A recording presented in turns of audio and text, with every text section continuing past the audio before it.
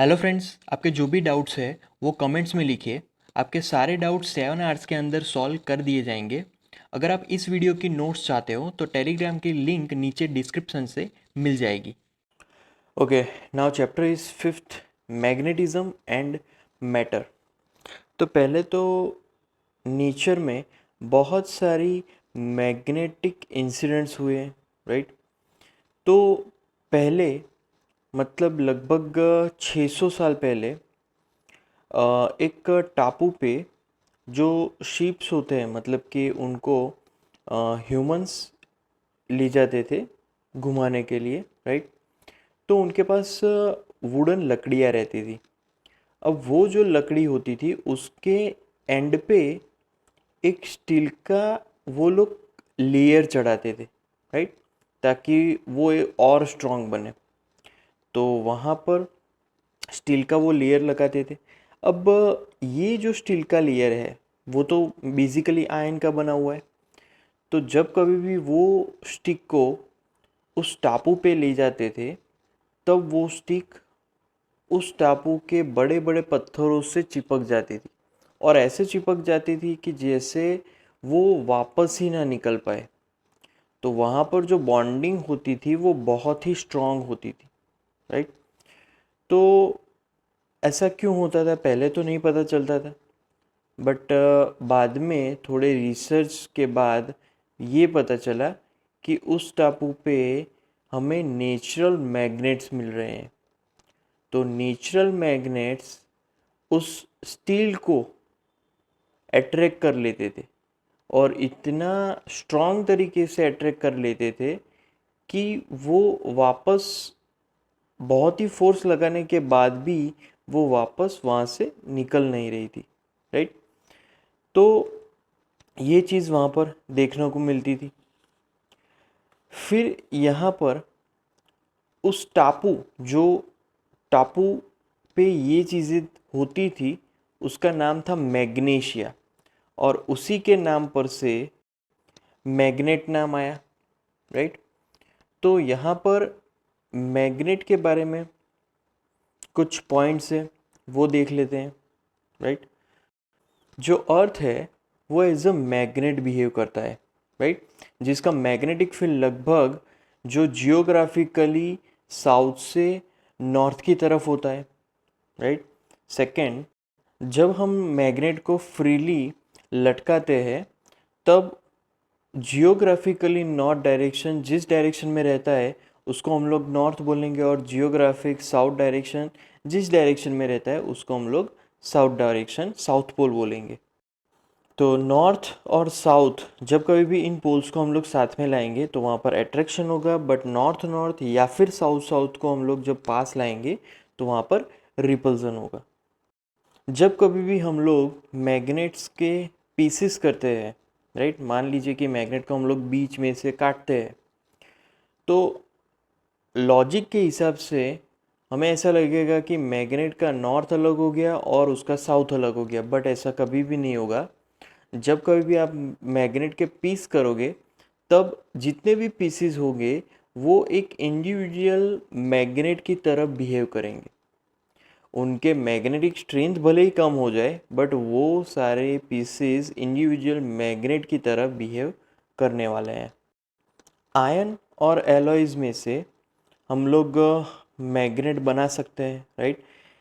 Magnetic process मतलब कि जैसे कि सोलेनॉइड है तो सोलेनॉइड के अंदर हम लोग मैग्नेटिक मटेरियल रख के उसमें से करंट फ्लो करवाएंगे तो फिर वो एज अ मैग्नेट बिहेव करेगा, राइट। नेक्स्ट टॉपिक है दी बार मैग्नेट। तो आइंस्टाइन को बचपन में एक मैग्नेट एज अ गिफ्ट दिया गया था।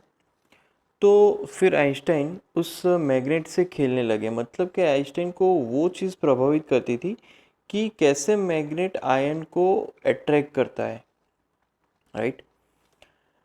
फिर एक डेमोन्स्ट्रेशन में क्या हुआ कि एक थोड़ी सी स्लाइट थिक शीट ली हमने, उसके नीचे मैग्नेट रख दिया, और उस शीट के ऊपर जो आयन फेलिंग्स होती है वो हमने ऊपर छिड़क दी।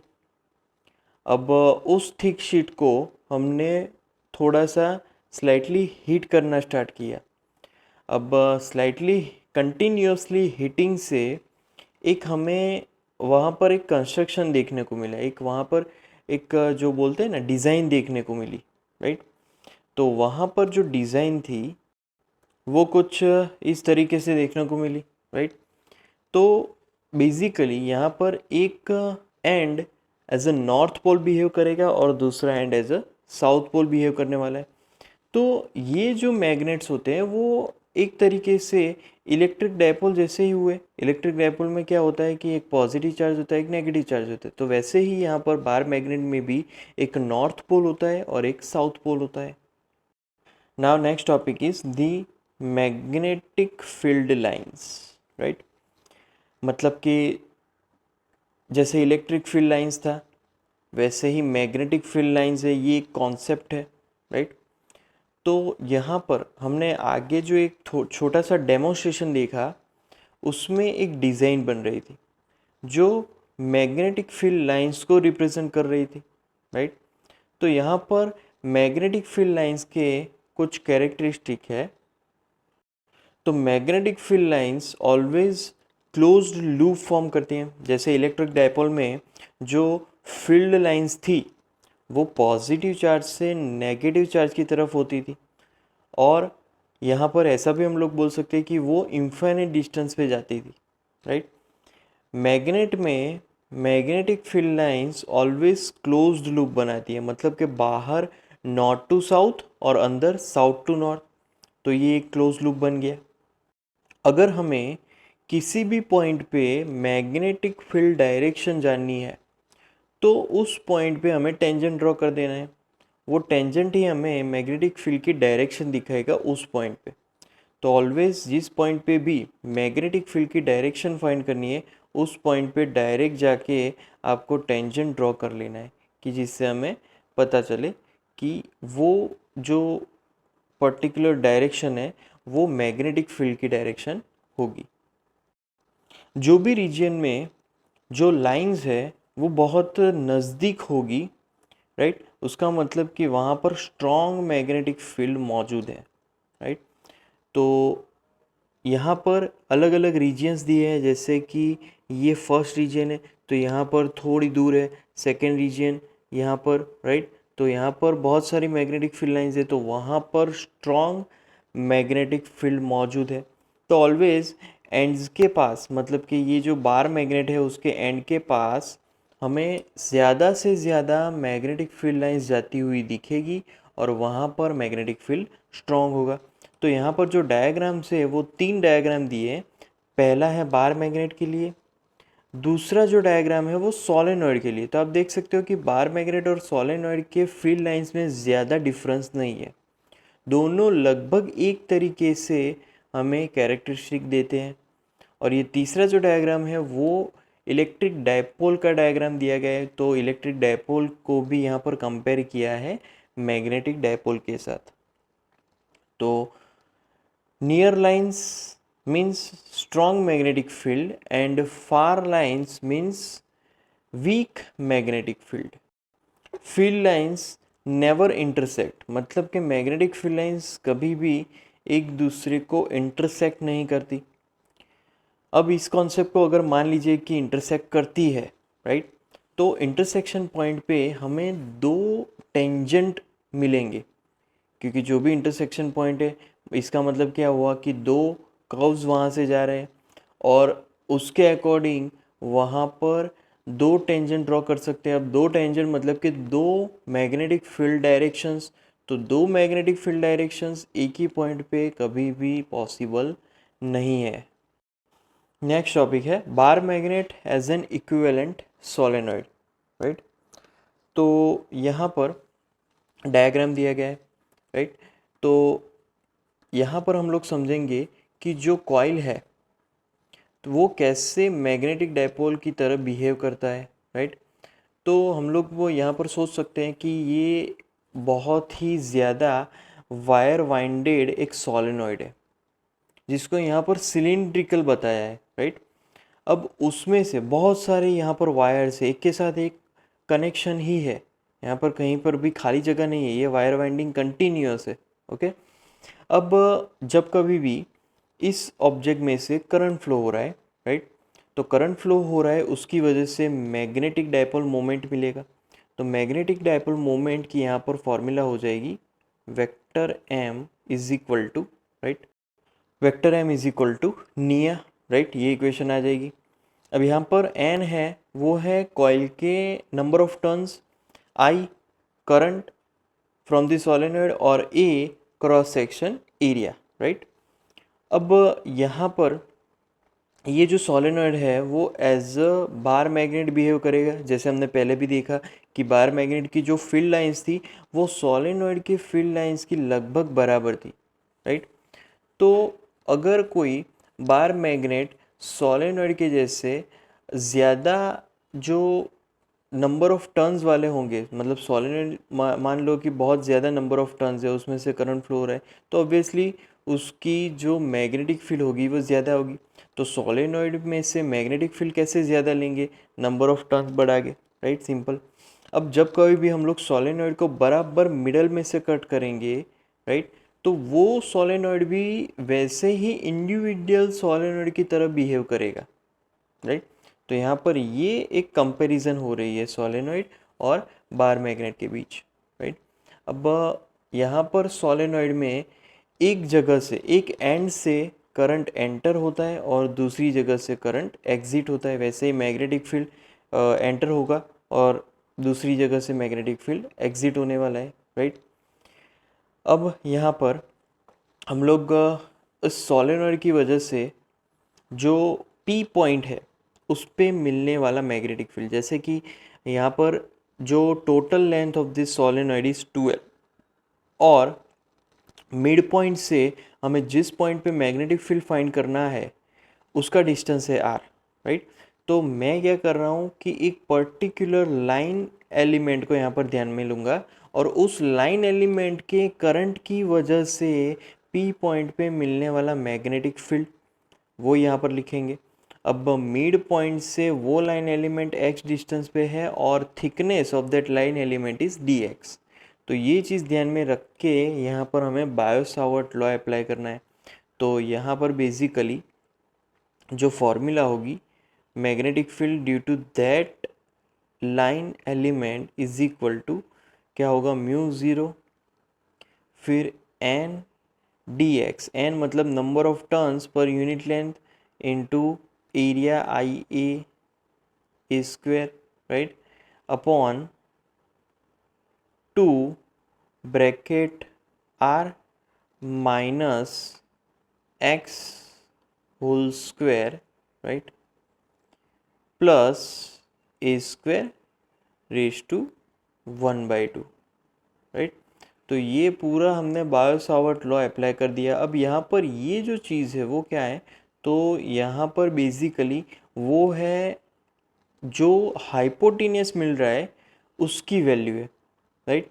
हाइपोटेनियस मतलब कि यहाँ से यहाँ तक का डिस्टेंस, तो वो होगा R minus X whole square plus A square raise to 1/2। तो ये चीज़ हमें ध्यान में रखनी है। अब यहाँ पर जो इंटीग्रेशन होगा, हमें तो पूरा सोलेनॉइड के कारण पी पॉइंट पे मिलने वाला मैग्नेटिक फील्ड फाइंड करना है। तो बेसिकली यहाँ पर इंटीग्रेशन का जो एरिया होगा वो -L टू +L तक का होगा, राइट। तो इंटीग्रेशन करेंगे तो पहले तो total integration b is equal to जो कॉमन टर्म है वो कॉमन ले लेते हैं, mu zero N I A square, right, by 2 integration -L to +L dx upon R minus X whole square plus A square, right, raise to 1/2। अब यहाँ पर जो r है, right, r is much greater than a और r is much greater than l also, right. तो यहाँ पर r की वैल्यू बहुत ही ज़्यादा होगी क्योंकि हमने डिस्टेंस ही लॉन्ग लिया है। जो एक्सिस है उसमें जहाँ पर हम लोग मैग्नेटिक फील्ड फाइंड कर रहे हैं वो बहुत थोड़ा सा दूर है, राइट। तो बेसिकली हम लोग ये जो टर्म है वो अगर लिखें, रीराइट करें, तो r minus X whole square plus A square, अब उसको रेज टू 3/2 अगर फाइंड आउट करें तो 3/2 इज इक्वल टू, इसका सिंप्लीफिकेशन क्या आ जाएगा, तो x और a दोनों ही छोटी वैल्यू के हैं, तो इसीलिए यहाँ पर सिर्फ आर स्क्वायर में बचेगा, और आर स्क्वायर और ये 2 कैंसिल हो जाएगा, तो यहाँ पर सिर्फ आर क्यूब बचेगा, तो वो हो जाएगा आर क्यूब। अब इक्वेशन को रीराइट करें तो b is equal to mu zero N I A square upon 2 into R cube. अब इंटीग्रेशन में क्या बचेगा, तो dx बचेगा, dx minus L to plus L, right. अब यहाँ पर इंटीग्रेशन, तो b is equal to mu zero N I upon 2, right. Now 2 into L A square upon R cube, तो ये मैग्नेटिक फील्ड फॉर्मूला हो गई, राइट। तो यहाँ पर जो मैग्नेटिक डायपोल मोमेंट है उसकी फॉर्मूला अगर लिखे तो मैग्नेटिक डायपोल मोमेंट की फॉर्मूला यहाँ पर होगी m is equal to n into 2l into I into pi A square, right. मतलब कि यहाँ पर total number of turns, current और एरिया, तो ये पूरा हो गया मैग्नेटिक मोमेंट। अब बी की मतलब कि मैग्नेटिक फील्ड फाइंड करने की यहाँ पर फॉर्मूला लिखे तो mu zero upon 2 pi as it is, और बाकी की पूरी फॉर्मूला हो जाएगी 2m अपॉन आर क्यूब। तो ये सीधी फॉर्मूला हो गई, राइट। जब कभी भी हम लोग मैग्नेटिक फील्ड फाइंड करेंगे किसी भी सोलेनॉइड के एक्सिस पे, तो ये फॉर्मूला हम लोग यूज़ करने वाले हैं, राइट। अगर हमारे पास सोलेनॉइड है तो सोलेनॉइड या फिर यहाँ पर जो सिलेंडर है, तो सिलेंडर के लिए भी हम लोग ये फॉर्मूला यूज़ कर सकते हैं कि जब उसमें से करंट फ्लो होगा तब की बात। तो यहाँ पर एक बार मैग्नेट और सोलेनॉइड दोनों ही सेम मैग्नेटिक फील्ड्स प्रोड्यूस करते हैं। जैसे बार मैग्नेट प्रोड्यूस करता है एक्सिस पे, वैसे ही सोलेनॉइड भी मैग्नेटिक फील्ड प्रोड्यूस करेगा एक्सिस पे, राइट। अब यहाँ पर हमने 12 लेंथ वाला बार मैग्नेट अगर लिया है, राइट, तो वहाँ पर जो मैग्नेटिक मोमेंट होगा वो QM इंटू 2L होगा, राइट। तो ये थी हमारी आज की formula, bar magnet as an equivalent solenoid. Next topic है the dipole in a uniform magnetic field. तो यहाँ पर अब हम लोग डायपोल को यूनिफॉर्म मैग्नेटिक फील्ड में रखेंगे, राइट। पहले तो जो यूनिफॉर्म मैग्नेटिक फील्ड है वो कौन सा है, वेक्टर बी वाले यूनिफॉर्म मैग्नेटिक, और जो डायपोल है उसकी मैग्नेटिक मोमेंट है वो है वेक्टर m, राइट। अब यहाँ पर हमने जो मैग्नेटिक नीडल ली है उसकी मैग्नेटिक मोमेंट वेक्टर m है, और साथ ही साथ उसकी जो मोमेंट ऑफ इनर्शिया है वो I जितनी है, राइट। अब जैसे ही हम लोग इस मैग्नेटिक नीडल को एक्सटर्नल मैग्नेटिक फील्ड में रखेंगे, राइट, तो उसके दोनों ही पोल्स पे कुछ फोर्स लगेगा, और दोनों ही फोर्स एक दूसरे के ऑपोजिट होने के कारण वहाँ पर टॉर्क एग्जिट होगा।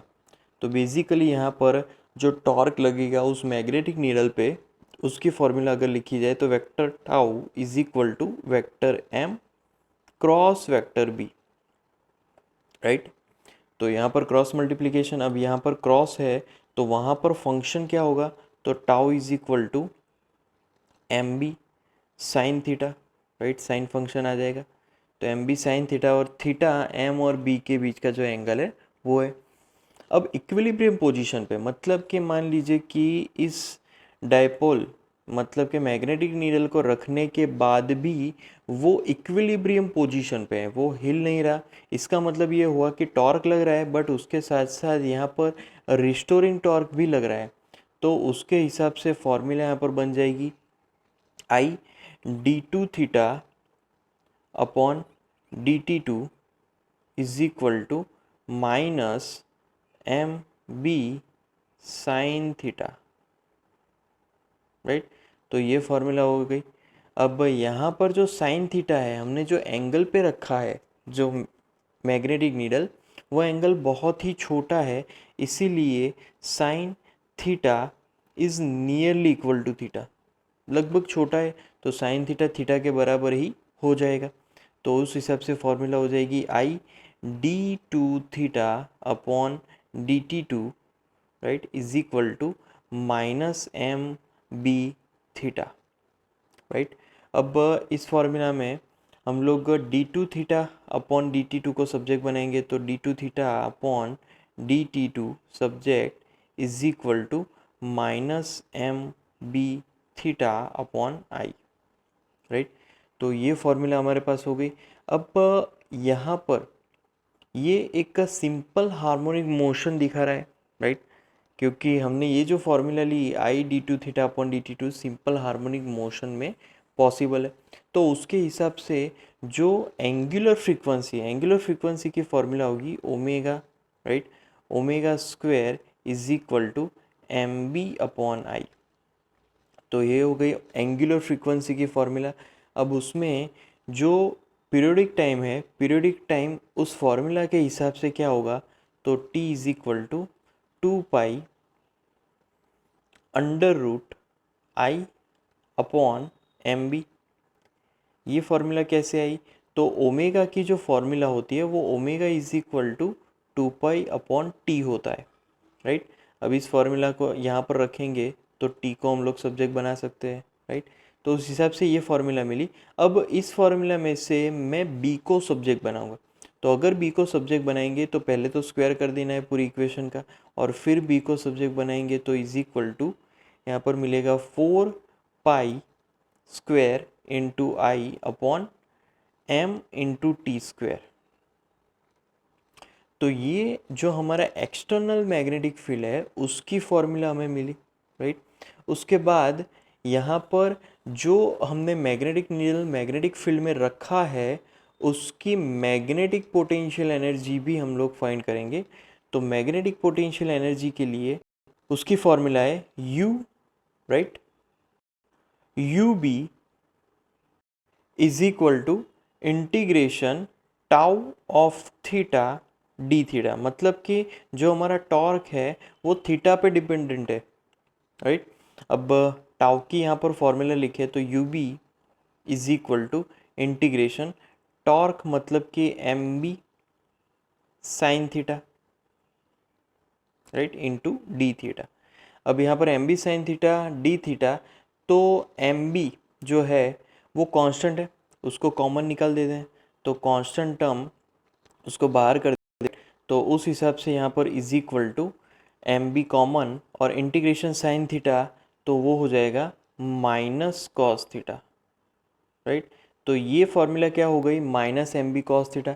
अब minus M B cos theta मतलब कि यहाँ पर डॉट प्रोडक्ट, तो यहाँ पर फॉर्मूला हमें मिलेगी minus vector M dot dot vector B, right. तो ये फॉर्मूला हमें मिली potential energy of magnetic needle. जब कभी भी हम लोग मैग्नेटिक नीडल को मैग्नेटिक फील्ड के अंदर रखेंगे तब की ये फॉर्मूला होगी। अब यहाँ पर हम लोग थीटा के हिसाब से अलग अलग वैल्यूज़ सोच सकते हैं यहाँ पर, राइट। जैसे कि मान लीजिए कि जो मैग्नेटिक मतलब कि पोटेंशियल एनर्जी है वो ज़ीरो कब मिलेगी, तो ज़ीरो तब मिलेगी जब थीटा 90 डिग्री है। तो थीटा 90 डिग्री उस टाइम पे U B is equal to zero, right. फिर आता है theta is equal to zero मतलब कि कॉस ज़ीरो, तो तब हमें यू बी वो हमें मिलेगा मैक्सिमम, राइट। उसके बाद जब थीटा 180 मिलेगा, राइट, तो थीटा इज इक्वल टू 180। तो बेसिकली जो यू बी है वो पहले से ही उसके फॉर्मूला में नेगेटिव है, तो जो यहाँ पर मैक्सिमम मिल रहा था वो एक्चुअली हमें यहाँ पर मिलने वाला है मिनिमम, क्योंकि जब कभी भी आप कॉस ये थीटा की वैल्यू यहाँ पर रखोगे, राइट, तो cos 0 1 और ये नेगेटिव एज इट इज़ रहेगा, तो तब u भी हमें मिनिमम मिलेगा। तो मैक्सिमम कब मिलेगा, जब इसको किसी तरीके से cos थीटा की वैल्यू किसी तरीके से मैं नेगेटिव ही लूँ, और वो चीज़ पॉसिबल है theta is equal to 180 degree में, तो तब हमें जो u भी मिलेगा वो पॉजिटिव मिलेगा, और वो तब होगा मैक्सिमम, राइट। तो जब थीटा इज इक्वल टू 0 है तो उसको हम लोग मैक्सिमम स्टेबल पोजीशन बोलेंगे, तब पोटेंशियल एनर्जी मिनिमम होगी। जब थीटा इज इक्वल टू 180 है तो उसको हम लोग मैक्सिमम अनस्टेबल पोजीशन बोलेंगे, अनस्टेबल कंडीशन, राइट। तब हमें जो पोटेंशियल एनर्जी है वो मैक्सिमम मिलेगी। नेक्स्ट क्वेश्चन में, in figure the magnetic needle has magnetic moment 6.7 into 10⁻², ampere metre square, and moment of inertia is given. It performs 10 complete oscillations in 6.7 second. What is the magnitude of the magnetic field? Okay, तो यहाँ पर पहले हम लोग जो values दी है वो magnetic moment की है, और दूसरी वैल्यूज़ है जो हमारे पास मोमेंट ऑफ इनर्शिया है वो है, राइट। और ऑसिलेशंस 6.7 में 7 सेकेंड में 10 ऑसिलेशंस कंप्लीट करता है। तो मैग्नेटिक फील्ड की वैल्यू फाइंड करनी है, तो पहले हम लोग पीरियोडिक टाइम फाइंड करेंगे। Periodic time for that motion is equal to timing upon total number of oscillations, right. तो 6.7 अपॉन 10 वो होगा 0.67 सेकेंड। तो ये हमारा पीरियोडिक टाइम है, राइट। उसके बाद हम लोग एक्सटर्नल मैग्नेटिक फील्ड फाइंड करेंगे, तो उसके लिए यहाँ पर फॉर्मूला है B is equal to 4 pi square into I upon m into T square. अब वैल्यूज़ रखेंगे तो is equal to 4 into 3.14 whole square into I मतलब 7.5 into 10⁻⁶, it is given in the question, right, upon m मतलब moment of inertia वो होगा 6.7 into 10⁻²। ये जो 6.7 into 10⁻², ये है moment of inertia, sorry magnetic moment, and into periodic time. Periodic time है 0.67 whole square, right. तो ये हमारा मैग्नेटिक मोमेंट है। अब आफ्टर कैलकुलेशन यहाँ पर आंसर मिलने वाला है वो है 0.01 टेस्ला, राइट। तो इतने मैग्नेटिक फील्ड में हमने यहाँ पर मैग्नेटिक नीडल को रखा हुआ है। ओके, फर्स्ट क्वेश्चन है, अ short bar magnet place with its axis at 30 degree with an external field of 800 Gauss experiences a torque of 0.016 Newton meter. What is the magnetic moment of the magnet? Okay, तो पहले हम लोग magnetic moment find कर लेते हैं। तो उसके लिए फॉर्मूला है वो है tau is equal to mb sine theta, right. तो tau is equal to mb sine theta में जो थीटा है 30 डिग्री, तो इसी वजह से साइन थीटा 1/2 हो जाएगा, राइट। बट यहाँ पर वैल्यूज़ हम लोग रखेंगे, टॉर्क हमें दिया है 0.016 is equal to m into B, तो वो है 800 इंटू 10⁻⁴, राइट, एंड इंटू साइन 30 मतलब 1/2, राइट। तो m को अगर सब्जेक्ट बनाएंगे तो m इज इक्वल टू यहाँ पर मिलेगा 0.40 एम्पियर मीटर स्क्वायर, राइट। तो ये मैग्नेटिक मोमेंट मिल गया।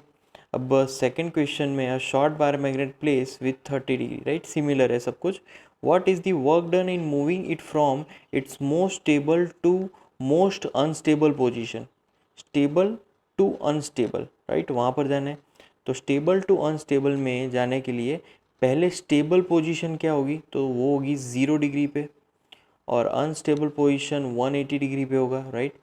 तो वर्क डन पहले यहाँ पर लिख लेते हैं अनस्टेबल के लिए, राइट, तो वो का 180 डिग्री। ओके, अब यहाँ पर फॉर्मूला लिखेंगे तो W इज़ इक्वल टू, तो उसके हिसाब से U M at theta is equal to 180, मतलब final potential energy minus initial potential energy, मतलब कि यू एम यहाँ पर थीटा इज इक्वल टू 0 लेंगे, राइट।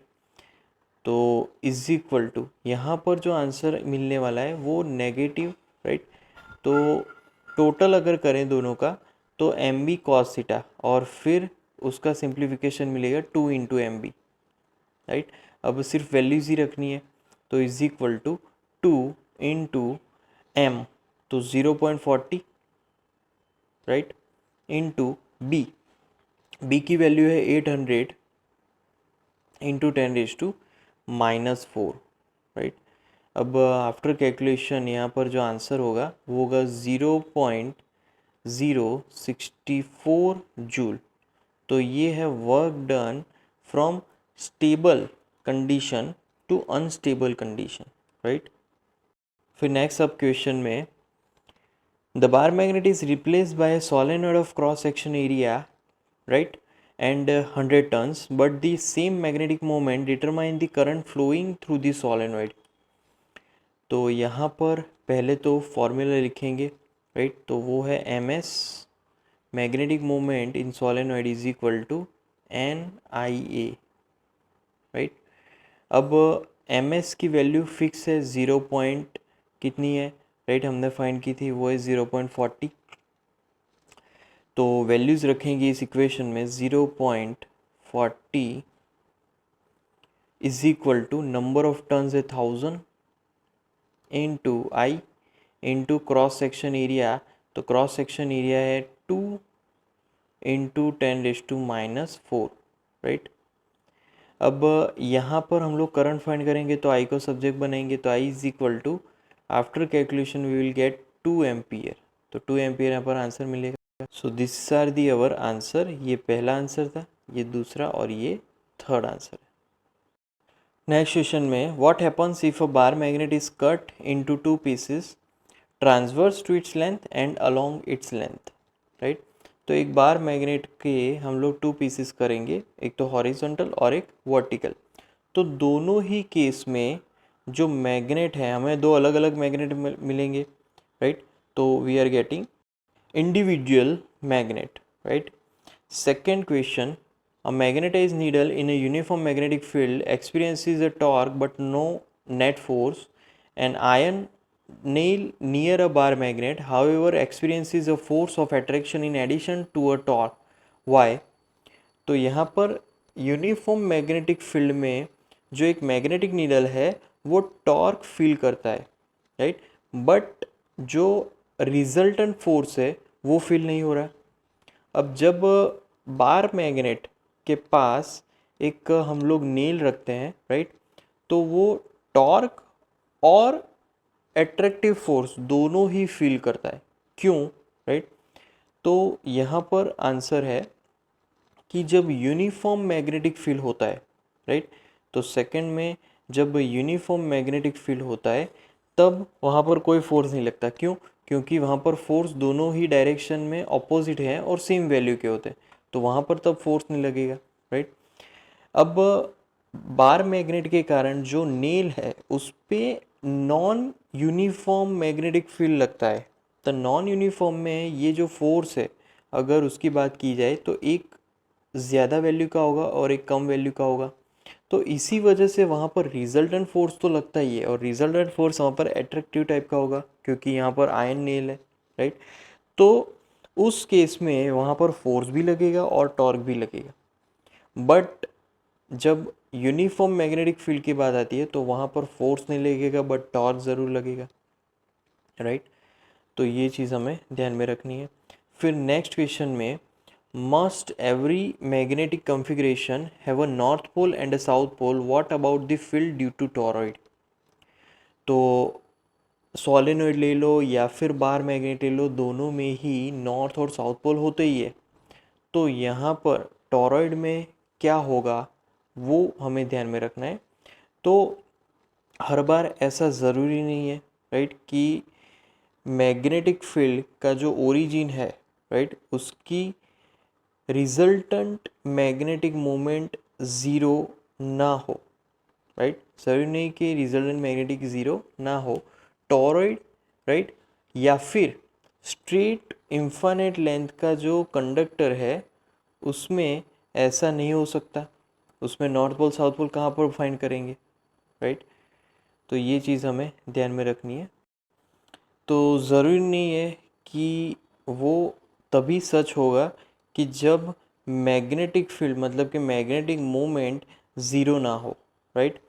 फिर नेक्स्ट क्वेश्चन में two identical looking iron bars A and B are given, one of which is definitely known to be magnetized. We do not know which one. How would one ascertain whether or not both are magnetized? If only one is magnetized, how does one ascertain which one? Use nothing else but the bar A and B. तो यहाँ पर हमें जो magnets हैं उनके बारे में नहीं पता है, राइट, कौन सा पोल है। तो उस टाइम में हमें जो पीसीज है उनको एक दूसरे के पास लाने हैं, राइट। मान लीजिए कि कोई एक कंडीशन में पास लाते हैं, तब वहाँ पर रिपल्सिव फोर्स एक्सर्ट हो रहा है, राइट। तो जब रिपल्सिव फोर्स अगर एक्सर्ट हो रहा है, राइट, तो दोनों ही मैग्नेट्स हैं, क्योंकि रिपल्सिव फोर्स तभी लगेगा जब दोनों मैग्नेट्स हैं, अदरवाइज आयन होगा एक तो वो तो अट्रैक्टिव हो जाएगा। और अगर वो ऑलवेज अट्रैक्ट करता है कोई भी कंडीशन में दोनों ही एंड्स पे, तो वहाँ पर वो चीज़ आयन है, राइट। तो ये चीज़ हमें ध्यान में रखनी है। अब जो बार मैग्नेट है उसका जो मैग्नेटिक फील्ड इंटेंसिटी है वो दोनों ही एंड्स पे मैक्सिमम होता है, राइट। और जो मिड पार्ट है उसमें मिनिमम होता है। तो उसका यूज़ करके हम लोग ए या फिर बी जो भी मैग्नेट्स है उनको हम लोग यहाँ पर फाइंड कर सकते हैं। अब दोनों पीसीज में से कौन सा पीस मैग्नेट है वो फाइंड करने के लिए हमें एक पीस ध्यान में लेना है। मान लीजिए कि एक पीस है ए, राइट। अब उसके कोई एक एंड के पास हमें बी जो है दूसरा जो एज अ मैग्नेट है कि नहीं उसको ध्यान में लेना है। तो बी का जो दूसरा एंड है, राइट, उसको नज़दीक लाना है, राइट। उसके बाद बी के सेंटर के पास ले जाना है, राइट। अब अगर बी के सेंटर के पास अगर ए कोई फोर्स फील नहीं करता तो बी एज अ मैग्नेट है, राइट।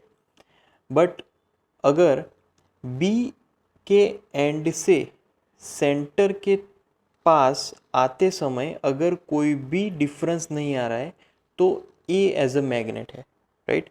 तो यहाँ पर ये चीज़ हमें ध्यान में रखनी है कि अगर हम लोग बी ए को बी के नज़दीक ले जा रहे हैं उसके एंड से सेंटर की तरफ, right.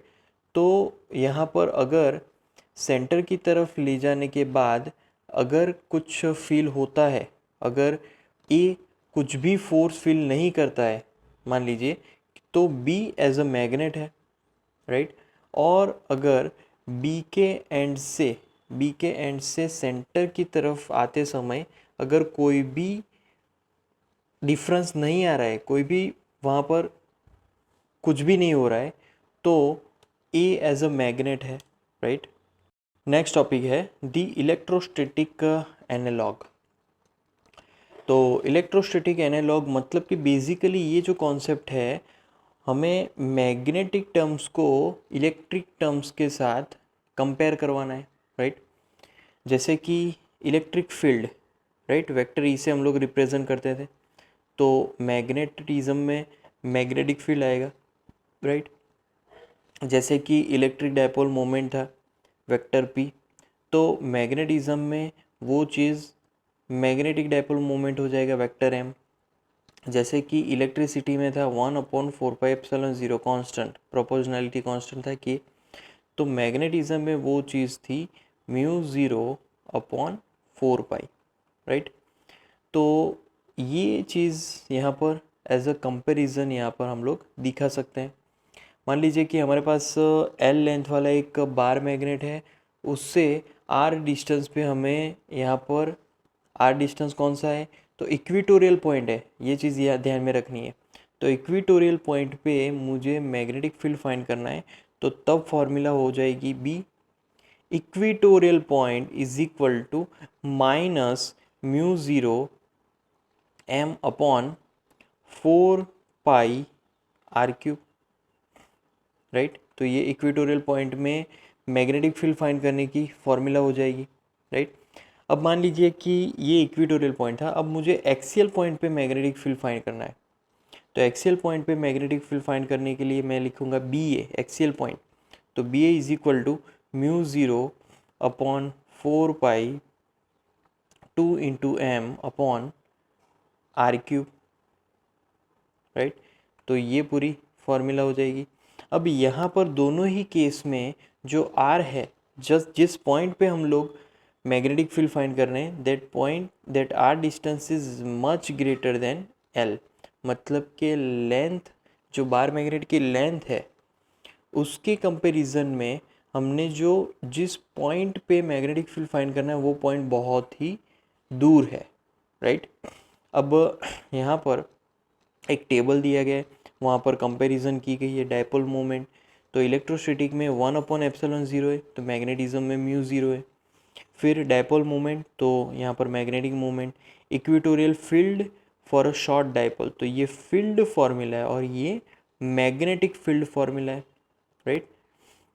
Axial field for a short dipole, तो ये एक्सियल पे मिलने वाला इलेक्ट्रिक फील्ड है, ये एक्सियल पे मिलने वाला मैग्नेटिक फील्ड है, राइट। एक्सटर्नल फील्ड टॉर्क, तो वो हो जाएगा vector P cross vector E, तो यहाँ पर vector M cross vector B.